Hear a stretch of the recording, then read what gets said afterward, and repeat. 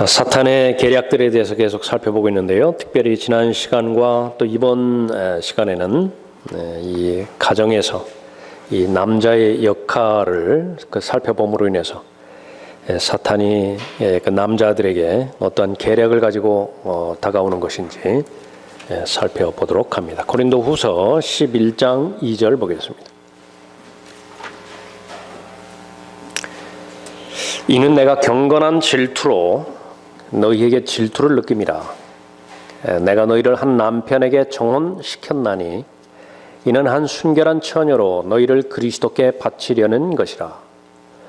나는 뱀이 그의 간계로 이브를 속인 것 같이 너희의 마음도 어떤 방법으로든 그리스도 안에 있는 단순함에서 떠나 부패할까 두려워하노라. 에베소서나 골로새서에서 가정에 대한 그 교훈과 교리들을 구체적으로 주시죠. 그런데 그 가정의 남편과 아내와의 관계, 부모와 자녀와의 관계를 설명하시면서 정작 성령 하나님께서는 무엇을 말씀하시고자, 무엇을 가르치고자 하신 것이냐라고 하면 그리스도와 그 교회에 관해서 말씀하시고자 하는 것이라 결론을 내시죠. 그러니까 그것은 일종의 비유입니다. 남편과 아내와의 관계, 부모와 자녀와의 관계, 이 관계를 통해서 바로 신부인 교회와 그리스도인 개개인과 남편인 예수 그리스도와의 관계를 가르쳐 주시고자 하는 것이죠. 본문에서도 말씀하십니다. 경건한 질투는 왜 느끼는 것인가? 분명히 정혼된 관계인데 순결한 처녀로 그리스도께 바치려는 것이 너무나 분명한 사실인데 여기에 중간에 마귀가 개입을 하는 것입니다. 옛 뱀이 개입을 해서 그 첫 번째 사건, 이브를 미혹을 했죠. 속였죠. 그러니까 속이면 어떻게 되는 것이냐 그러면 그 순결함을 잃어버립니다. 단순한 믿음을 잃어버리게 되죠. 그러니까 부패하게 되는 것이고 더러워지게 되는 것입니다. 그런데 그것은 그 수천 년 전에 한 사건에 그치는 것이 아니라 인류의 역사가 이 땅에서의 역사가 지속되는 한 계속되는 원리예요. 계속되는 가르침의 지침인 것이죠. 마귀가 감금되기 될 때까지는 이 원리는 그대로 계속되는 것입니다. 나는 뱀이 그의 간계로 이브를 속인 것 같이 너희의 마음도 어떤 방법으로든 그리스도 안에 있는 단순함에서 떠나 부패할까 두려워하노라. 뱀은 이브에게 33세의 남자로 나타났죠. 그 14절에 보면 이는 놀랄 일이 아니니 이는 사탄도 자신을 빛의 천사로 가장하기 때문이라. 빛의 천사는 아닙니다.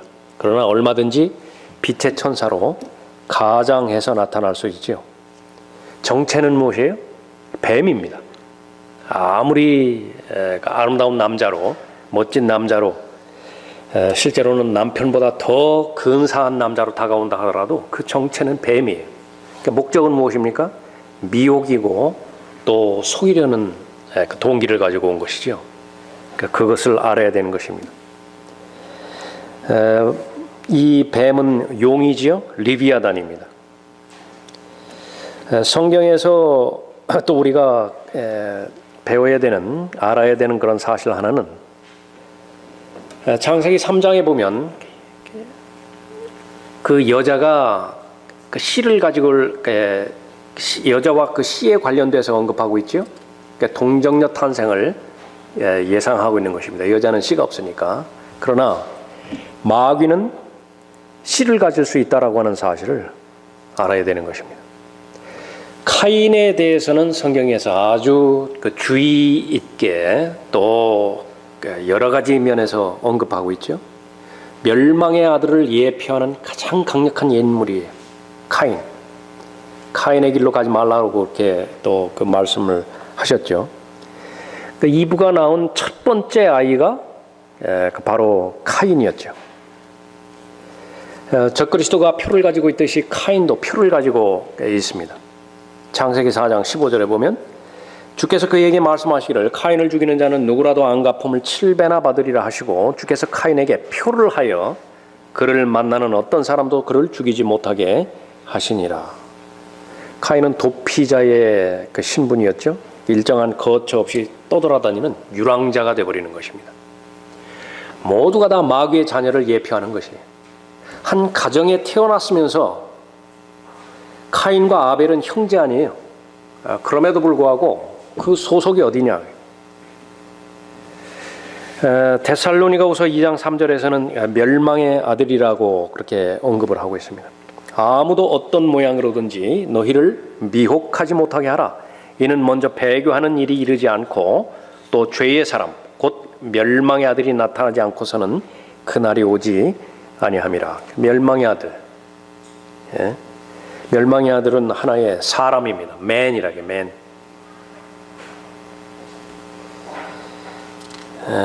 데살로니가후서 2장 8절에서는 악한 자가 나타날 것에 대해서 언급하고 있죠. 그리고 나서 그 악한 자가 나타나리니 주께서 그를 자기 입에서 나오는 영으로 소멸하시고 그의 찬란한 오심으로 제거하시리라.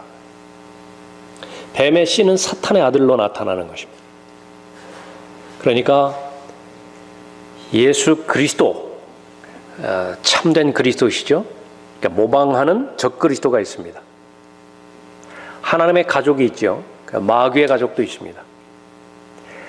하나님의 피로 사신 교회가 있다고 한다면 사탄의 교회도 있고, 하나님께서 사용하시는 성경이 있다고 한다면 사탄이 사용하는 성경도 있는 것이에요. 그러니까 이 사실은 거듭나지 않으면, 하나님의 진리의 말씀에 헌신되지 않으면 받아들일 수 없는 진리입니다. 그러니까 휴머니스트들, 인본주의들의 입장에서는 이보다 더 부담스러운 것도 없죠. 그러니까 계속해서 피해가는 것입니다. 그러나 믿으려면 정확하게 믿어야 되죠. 그러니까 믿으려면 참된 대상인 진리를 받아들일 때의 그 믿음은 의미가 있는 것이죠. 그러니까 내 편견으로부터는 자유롭게 되어지는 것입니다. 그래서 사탄의 가족도 있고 하나님의 가족도 있다라고 하는 사실을 알아야 되는 것입니다. 이 악한 자로부터 나왔다라고 하는 것이 바로 카인에 대한 언급이죠. 그러니까 사탄과 이브와는 잘못된 관계를 가진 거예요. 그로부터 출생한 것이 바로 카인이었습니다. 이런 맥락에서 계속해서 우리가 다루어야 되는 대상이 가족이라고 하는 사실이에요. 가정이라고 하는 사실이다. 어떻게 하다 보니까 결혼하게 되었고, 어떻게 하다 보니까 아이를 낳게 되었고, 뭐 아이를 낳았으면 잘 키워야 되는 것이고, 그 정도가 아니에요. 분명히 하나님께서 계시다고 한다면 하나님께서는 하나님의 자녀를 최상으로 인도해 주실 계획과 목적을 가지고 계시지요. 성경이 진리라고 한다면 첫 번째 사람을 그러한 목적으로 창조하셨는데, 마귀가 존재하고 있다고 한다면 그 아담을 반드시 파괴시키고 멸망시켜야 돼요. 그럼 어떻게 멸망을 시킬 것이냐? 그러면 그 가장 최소 단위는 가정이라고 하는 것에 우리는 확신을 해야 됩니다. 그래서 이 가정을 파괴시키면 연이어서 교회가 어려움을 당하죠. 교회가 어려움을 당하면 어떻게 돼요? 교회가 마땅히 해야 될 일이 있는데, 해야 할 일이 있는데 그 일을 하지 못하는 것입니다. 그냥 현상만 유지하게 한다든지 사선으로 일을 못해요. 그래서 가정에서 이 남자의 역할이 얼마나 중요한 것인가 자, 우리가 공부하고 그대로 적용하고, 또 성경 공부를 할 때 이제 그 초신자들 그렇게 오겠죠. 그러면 이 부분을 책임감을 갖고 가르쳐야 되는 것입니다. 지난 시간에 그 남편으로서의 역할을 우리가 살펴봤죠. 이번에는 아버지의 역할입니다. 에베소서 6장 보십시오.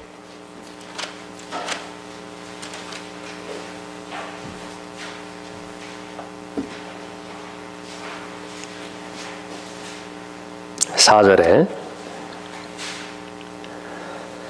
너희 아비들아, 너희 자녀들을 성나게 하지 말고 주의 교훈과 훈계로 양육하라. 주 예수 그리스도를 믿으라. 명령인 것처럼 이 부분도 분명한 명령이죠. 그러니까 이 명령에 순종했다고 한다면 성령 하나님께서 역사하시고 도우신 것이니까 감사의 기도를 드릴 것입니다. 이 명령에 불순종했으면 자백해야 되겠죠. 명령이니까. 그러나 너무 일상적인 관념 가운데서 이 부분에 대해서 하나님의 말씀에 불순종했음에도 불구하고 자백하지 않을 수 있다. 심각한 문제 아니겠습니까? 사람들의 관점에서는 중요한 명령, 중요하지 않은 명령 이렇게 나눌지 모르지만은 하나님의 관점에서는 다 똑같은 권위의 명령이에요.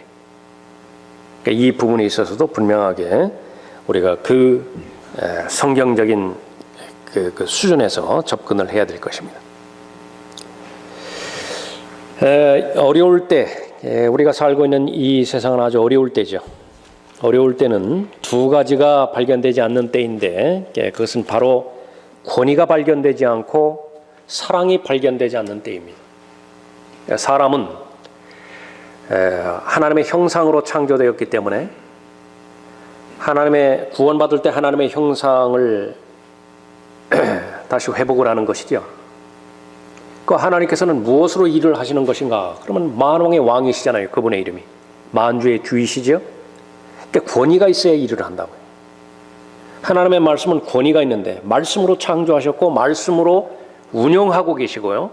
하나님의 말씀으로 지키고 보존하시는 것인데 그 말씀은 권위라고요. 한마디로 하면. 그러니까 하나님께서 말씀하시면 그대로 돼야 돼요. 그것이 피조물에 피조된 모든 그 대상들이 따라야 되는 그 복종입니다. 해가 뜨라고 하면 해는 떠야 돼요. 수만 킬로미터를 찾아서 가라고 하면은 물고기는 수만 킬로미터를 찾아서 가야 돼요. 유일하게 사람만이 그 하나님의 권위를 지키지 않는 것이지요. 또 하나는 진정한 사랑입니다. 그 사랑은 사람 안에는 없다고 말씀하셨죠. 하나님 안에만 있는 사랑이 있어요. 하나님 안에만 있는 사랑을 사람에게 전해주기 위해서 성령께서 그 사랑을 예수 그리스도를 통해서 부어주신 것이죠. 그것을 거부해버려요. 그리고 왜곡된 사랑으로 자신의 감정을 달래주고 자신의 욕망을 충족시키는데 만족하는 것입니다. 아주 어려운 때라. 또 이것을 알라. 마지막 날들에 아주 어려운 때가 오리라. 가정과 관련돼서 남편과 아내와 또 부모와 자녀와의 관계에 관련돼서 계속 들어보십시오. 적용하면서 들어보십시오. 어떤 어려운 때인가?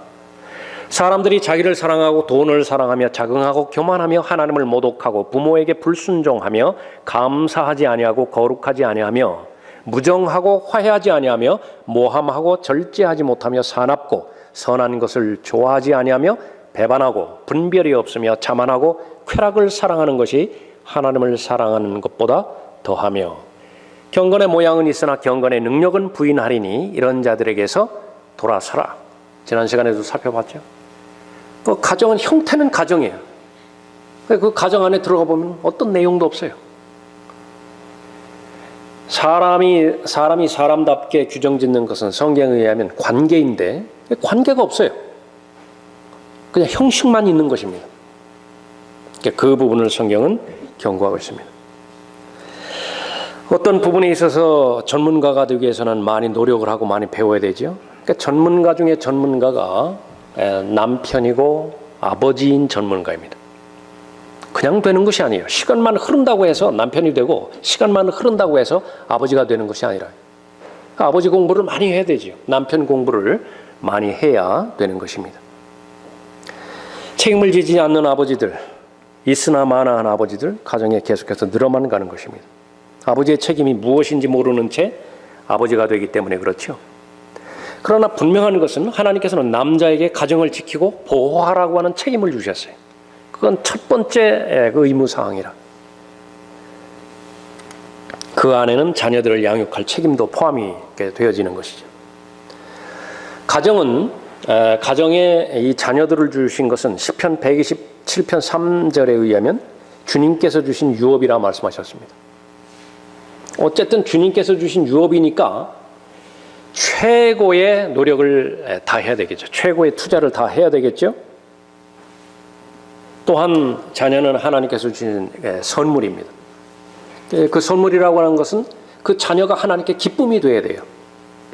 또 하나님으로 인해서 기쁨이 넘치는 인생을 살아가게 해야 되겠죠. 그런데 이것은 우리는 그런 능력이 없어요.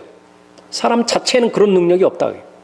그러니까 그것을 부지런히 하나님 앞에 의뢰하고 간구하고 아버지이기 때문에 해야만 되는 기도가 있어요. 그러니까 총각 때는 할 필요가 없는 기도. 그러나 아버지이면 반드시 해야 되는 기도가 있죠. 그걸 찾아내야 돼요. 성경에서. 지난 시간에 우리가 살펴봤지만 남편이기 때문에 해야 되는 기도가 있죠. 그러니까 우리 안에 그런 능력이 있다고 한다면 굳이 기도할 필요는 없을 거예요. 그러나 마땅히 해야 되는 과제는 있는데 그 과제를 실행할 능력은 없고 그러면 도움을 요청해야 되죠. 우리 안에 없으니까 바로 그런 부분입니다. 에베소서 6장 4절에 의하면 자녀를 맡겨주신 후에 당면 과제는 바로 주의 교훈과 훈계로 잘 양육하라고 하는 것이죠. 그래서 그 부분은 1차적으로 아버지에게 책임이 있는 것입니다. 명령이니까 반드시 순종해야 되죠. 우리가 사는 이 세상, 갈라디아서 1장 4절에 의하면 악한 세상이라고 일단 규정해 놓았어요. 그런데 더 심각한 것은 조금 전에 살펴보았던 디모데후서 3장 1절에 보면 그 처음부터 악한 세상인데 그 악한 세상이 더 어려워져 가고 있어요. 다른 사람들의 눈에는 더 살기 좋은 세상으로, 더 편리하고 더 문명이 발전되어지는 세상으로 보일지 모르지만 적어도 성경의 관점에서 보면 더 악해져 가는 거예요. 더 영적으로 어려워져 가고 있죠. 그러니까 그것은 무엇을 말하는 것입니까? 점점 더 어려워지는 거예요. 자녀를 양육하고 또 주의 훈계와 교훈으로 양육하라고 하는 그 부분들이 아주 어려운 때에 우리는 살고 있다라고 하는 사실을 인정을 해야 된다라고 하는 그 사실입니다. 너무 바빠서 자녀를 주의 말씀으로 양육하는 데 있어서 소홀히 함으로 문제가 발생이 되었다고 한다면 그건 안 돼요. 그러나 우리가 명심해야 되는 것은 있습니다. 하나님과의 관계는 남편과 아내와의 관계도 있고 부모와 자녀와의 관계도 있고 1대1 관계예요. 그러니까 혈과 육에 의해서 믿음이 형성되는 것은 아닙니다.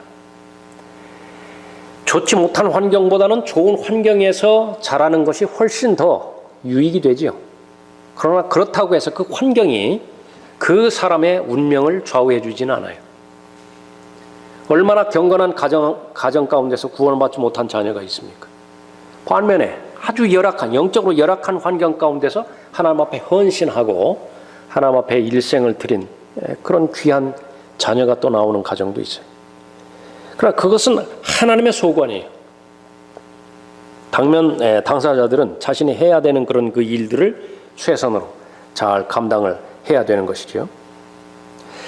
그러기 위해서는 구체적으로 자녀를 주의 교훈과 훈계로 양육하는 아버지가 되기 위해서는 제일 중요한 것은 본입니다. 본. 예수님께서 우리에게 발자취를 보여주시고 미리 걸어가셨죠. 그 뒤를 따라오게 하신 것처럼 똑같이 그렇게 해야 된다. 왜 본을 보여야 되는 것이냐?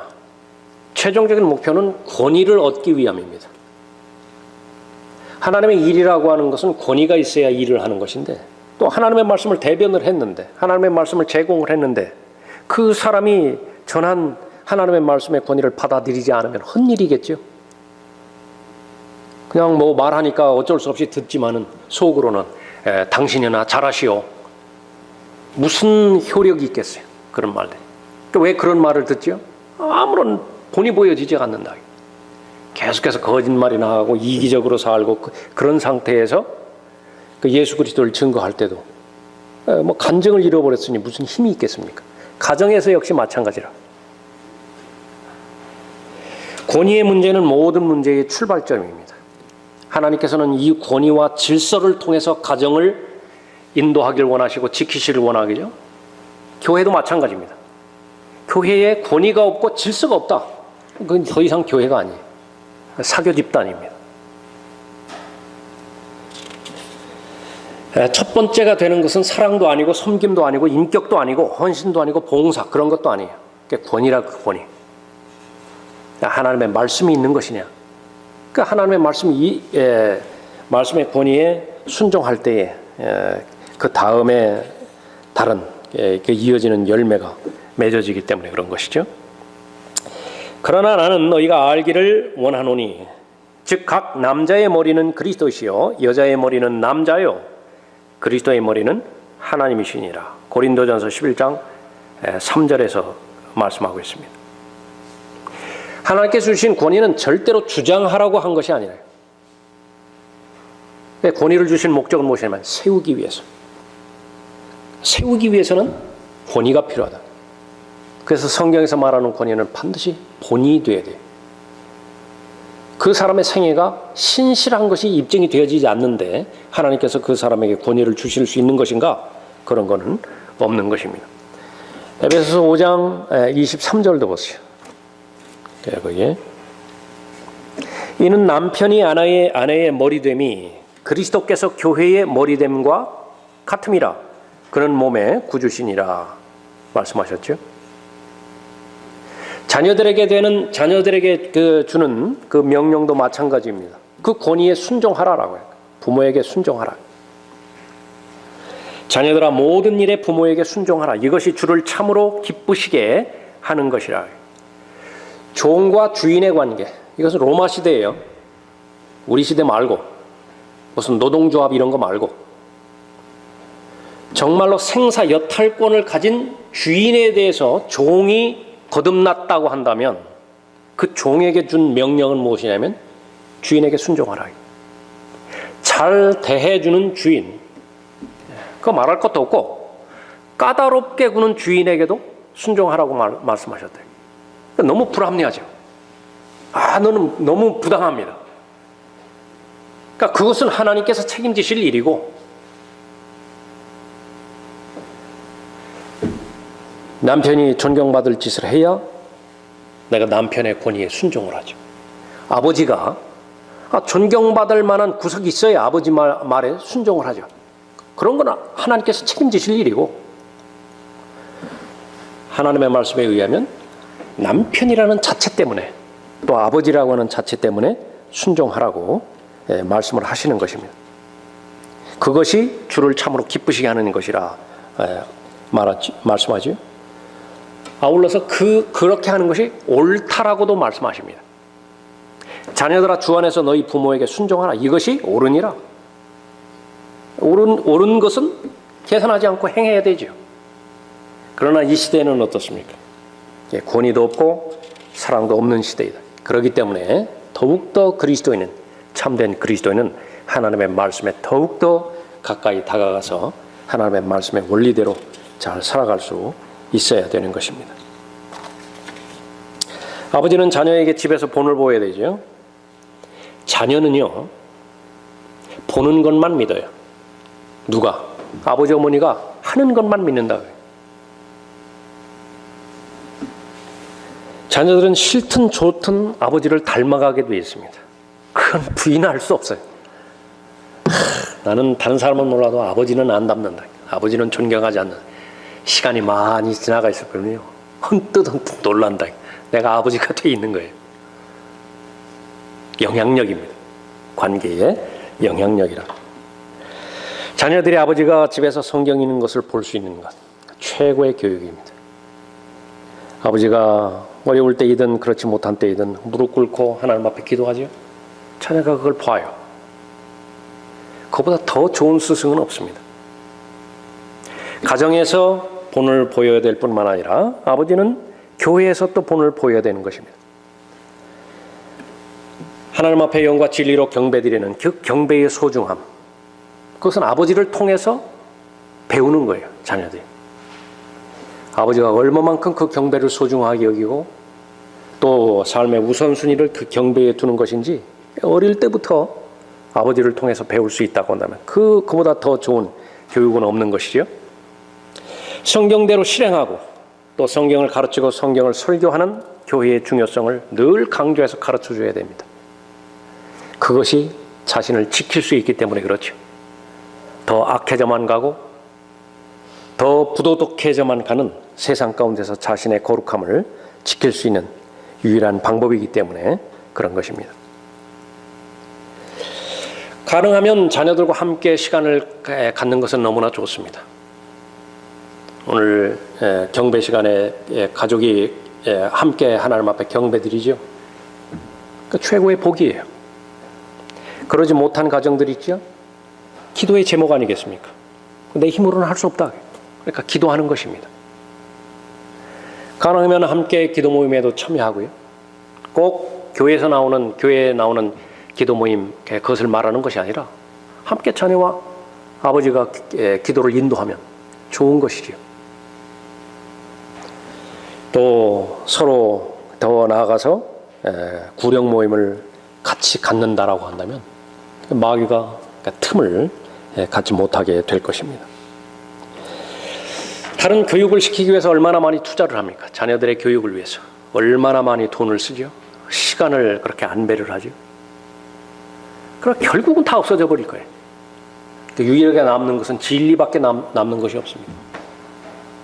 진리는 영원토록 참된 이치예요.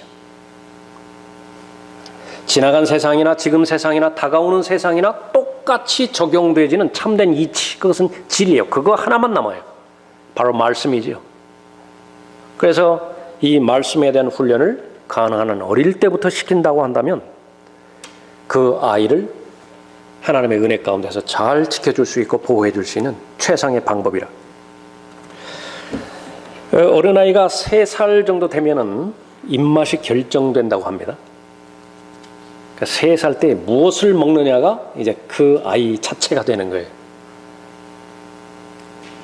부모의 입장에서는 왜 이 건강한 식품의 입맛을 들이도록 하지 않겠어요?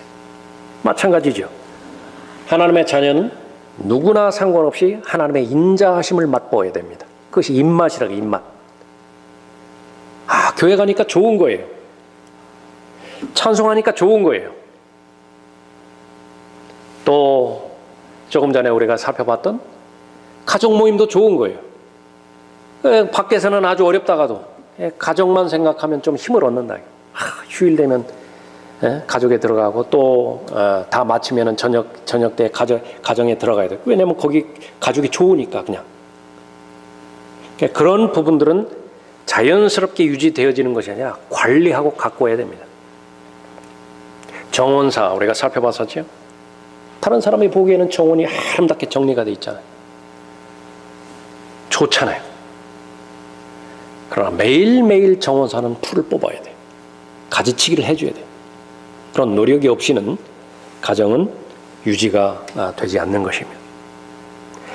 내가 오늘 내게 명령한 이 말씀들을 내 마음속에 두고 내 자손에게 그것을 열심히 가르칠지니 내가 내 집에 앉아 있을 때나 내가 길을 걸을 때나 내가 누워 있을 때나 내가 일어날 때 그 말씀들에 관해 말할지니라.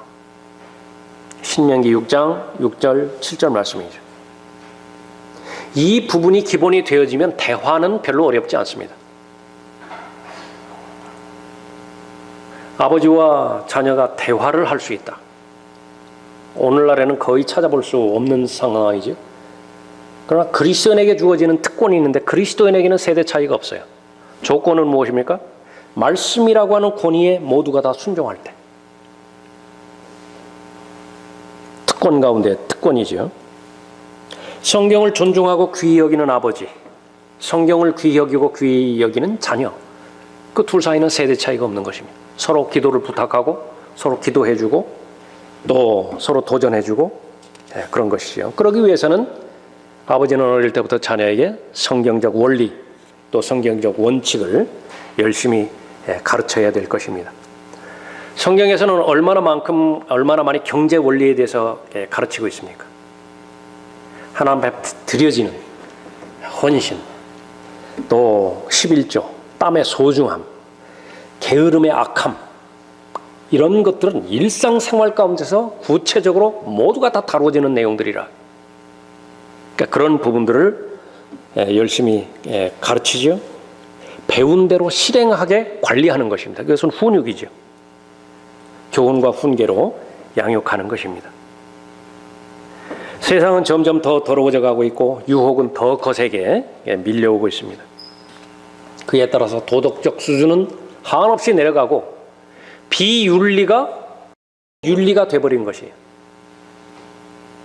비정상이 정상이 되어버린 세상이에요.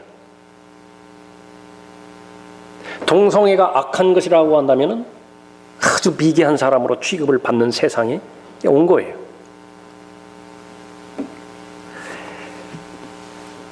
어릴 때에는 아무것도 모르니까 부모가 하자면 하는 대로 그렇게 순종을 하죠. 어느 정도는 보호할 수 있습니다. 그러나 언제까지 따라다니면서 보호할 것입니까? 요즘 시대는요, 아이에게 핸드폰이 개인 소유로 주어졌다 그러면은 이제 그것은 불가능해요. 악으로부터 보호하는 것은 이제 불가능하다. 아무리 뭐 시간을 정해놓고 뭐 제한 사항을 해놓고 그러면 그럴수록 아이의 내부의 그 욕망은 더 커져갈 뿐입니다. 스스로 제어할 수 있어야 돼요. 스스로 자제할 수 있어야 된다. 그 부분들을 어릴 때에 잘 통제받지 못하면, 훈련받지 못하면 힘들어지는 것입니다. 어릴 때 훈련시키는 것, 그것은 너무나 중요하죠. 매를 들지 않는 자는 자기 자식을 미워하는 것이나 자식을 사랑하는 자는 알맞은 때에 징계하느니라. 잠언 13장 24절 말씀입니다. 문제는 알맞은 징계예요.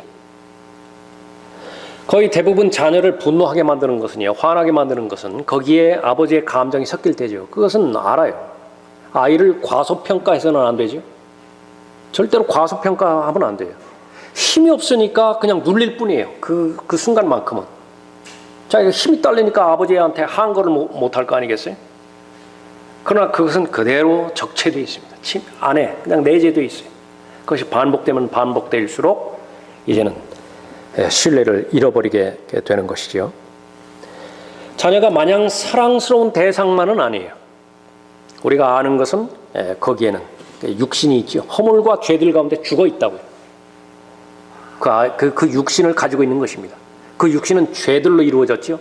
하나님을 대적하고자 하는 마음이고, 하나님을 대적하고자 하는 것은 하나님께서 선정하신 모든 권위에 대해서 반항하고자 하는 욕구를 가지고 있는 것이에요. 사람들이 말하는 사춘기, 바로 그런 부분이죠. 모든 권위에 대해서 반항하고자 하는 시기라고요. 또 올바른 하나님께서 인정하시는 사랑에 대해서 삐뚤어져 있죠. 그래서 온통 이기적 사랑이에요. 근데 여기에 부모가 동의해버리면은요, 돈으로 다 해결하려고 한다.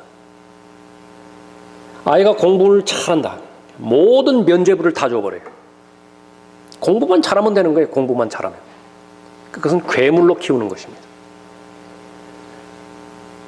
그것은 언제 그 열매를 거둬들이게 되는 것인가?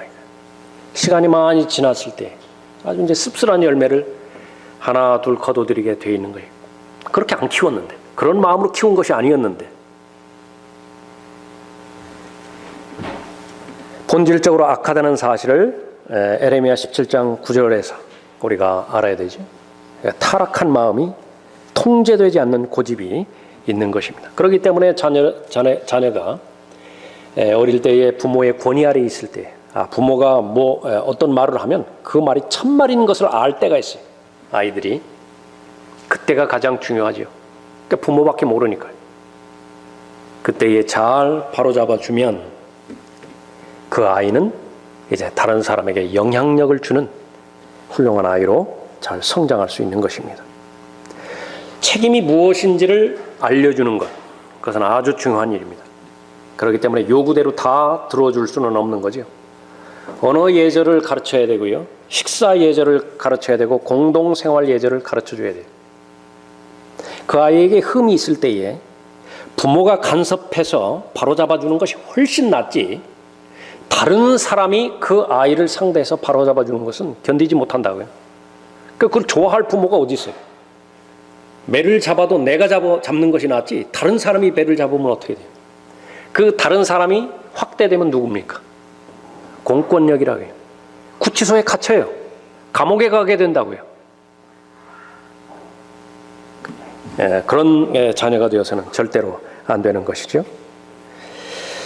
아버지가 원칙 없이 자녀를 대할 때에 자녀는 분노합니다. 한 번 말을 했으면 그것을 꾸준히 지킬 수 있어야 돼요. 그러자면은 그 아버지 자신이 원칙과 그 원리의 사람이 될 수 있어야 되죠. 경고 없이 징계하는 것, 그것은 어리석은 것입니다. 한 번 경고해야 돼요.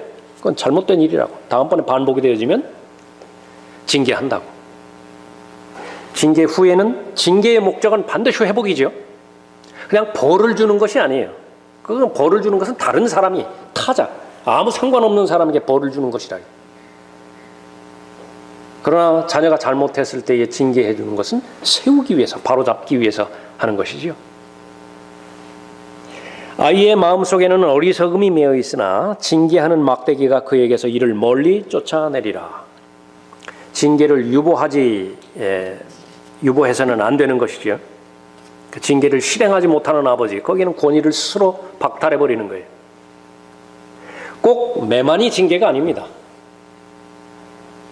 아버지가 자녀에 대해서 말하는 주의 훈계와 교훈과 훈계, 그것이 모두가 다 징계와 책망과 바로 잡을 수 있는 그런 그 말이 되는 것이죠. 자, 그러면 이제 결론적으로 어떻게 현실적으로 잘 감당할 수 있겠는가? 가정에서 남자의 역할은 제일 중요한 것은 아내와 아이들을 존중하기로 결정하는 것입니다. 그것이 진정으로 섬기는 거예요. 죄는 하나님의 권위에 대해서 불순종하는 것이죠. 그리스도인의 가정은 하나님의 권위의 질서가 바로 서는 가정을 바로 그리스도인의 가정으로 그렇게 볼 수 있습니다. 성공적인 가정을 만들기 위해서, 성경적인 가정을 만들기 위해서 아버지들은 자녀가 아버지를 존중해 주기를 바라는 마음으로, 똑같은 마음으로 자녀를 존중해 주는 것입니다. 아내에게도 마찬가지예요. 다른 사람에게는 무심코 말을 던지지 않거든요. 다른 사람에게는 불쾌한 말을 함부로 던지지를 않아요. 그러나 가깝기 때문에 아내에게는 가볍게 던져버린다. 아무렇지도 않게 던져버린다. 자녀에게도 마찬가지입니다. 비인격적인 태도로 비인격적인 말을 던질 때에 그것은 계속 상처가 되는 거예요. 계속 마음에 멍이 들게 되는 것이죠. 다름 아닌 그것이 폭력입니다. 그것이 이어지면 그것이 학대예요. 그것을 먼저 인정하는 것이 너무나 중요한 것이죠. 아이에 있어서의 큰 문제는 무엇이냐면 자신이 받은 학대, 자신이 받은 폭력, 그것을 스스로 해결할 수 있는 힘이 없어요.